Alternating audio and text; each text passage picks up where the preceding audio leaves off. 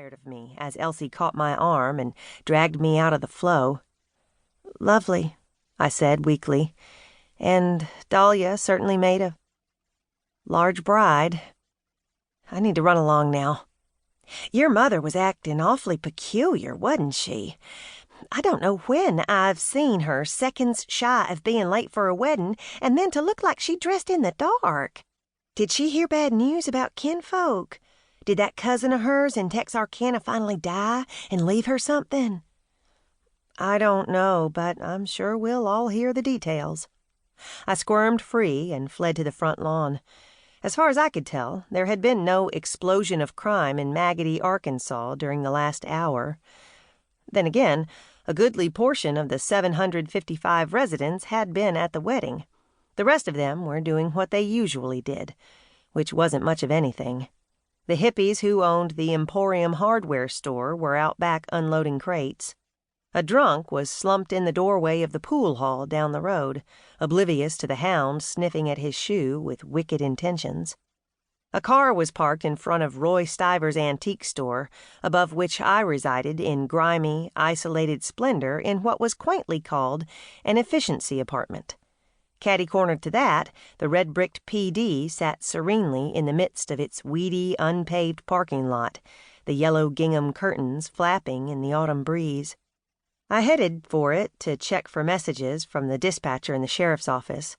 After I'd assured her that it had been a lovely ceremony, she made it clear that nobody had anything to convey to the Maggody chief of police, being me, and most likely wouldn't any time soon, since the sheriff had gone fishing, and the deputy left in charge had started a poker game in the locker room. Which was okay with me.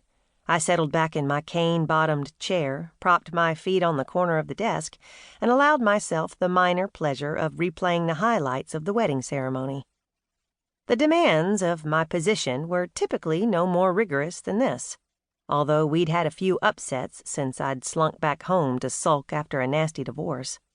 Back home from Manhattan, for those unschooled in Maggodian lore, and within shouting range of my mother, the infamous Rubella Belinda Hanks.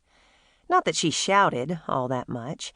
She preferred oblique barbs about my appearance being dowdy enough to put off any man worth his mettle, about my disinclination to socialize with same, and particularly about my smart mouth and woeful lack of respect, especially when she and Estelle went out of their way to help me solve crimes.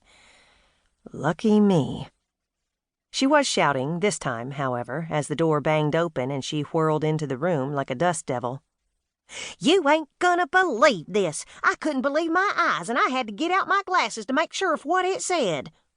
She banged down an envelope and put her hands on her hips. Everything about her was a twitter, from her suspiciously blonde curls to her grandmotherly face and short, stubby body. She looked like a respectable matron of some 50-odd years. The precise number was an issue of debate, but there was something about her that kept the would-be rowdies at the bar and grill, and yours truly, leery of pushing her beyond some hazy limit. I cautiously picked up the envelope and noted the return address. Prodding, Polk, and Fleekum Marketing Associates had a Madison Avenue office, the location not too far from where my ex had toiled with clients during the day and embroiled with female friends in the evenings. Only in retrospect had I realized his office was the only one equipped with a sofa bed. "Why are they writing you?" I asked, not yet courageous enough to take out the letter. "Because I won a contest, that's why." Ruby B. snatched the envelope from me, pulled out the letter, and made a major production of squinting and blinking at it, no doubt aware that she'd gotten me curious and was in a position to make me suffer. "That's nice," I said with a yawn. "It was a lovely ceremony, don't you think? Dahlia's dress must have taken 20 yards of fabric, but—" "A national cook-off contest, if you must know. I read about it in one of my magazines and upped and decided to enter just as a lark. I used my chocolate chip bundt cake recipe, the one you get all slobbery over, and just threw in a cup of crazy coconuts so it'd qualify." "A cup of what?" Ruby B. shot me a look meant to discourage jocularity.